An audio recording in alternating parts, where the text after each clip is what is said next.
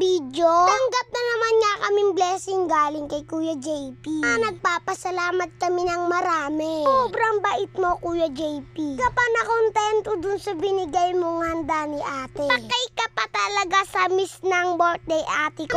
Maraming salamat, Kuya JP. Pala yung pinadeliver ni Kuya JP cake. Nga ni ate ang kumuha kasi gusto na namin tong kainin. Happy birthday muna kami kay ate bago namin kainin. Happy birthday! Tuyo, man. Kala nyo lang, hindi ako marunong kumanta ng happy birthday. Hindi ko lang talaga yung pinapahalata sa inyo.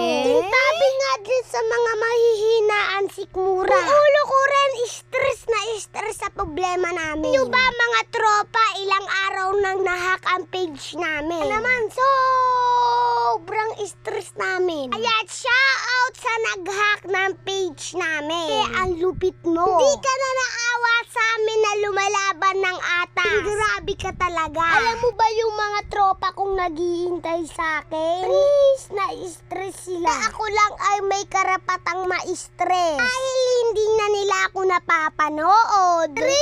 Stress na siguro yung mga tropa ko. Kung na ikaw pala dapat ang paunahin kong ipadala siya dyan. Siya papuntang China.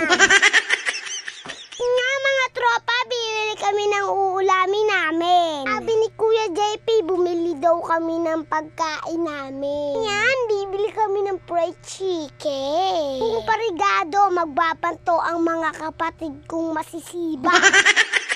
Napili nga ni Mama, pinaluto niya agad. Yan nga mga tropa, tamang hintay-hintay lang kami. Fingerbird ko, stress. Gandito naman nangangate.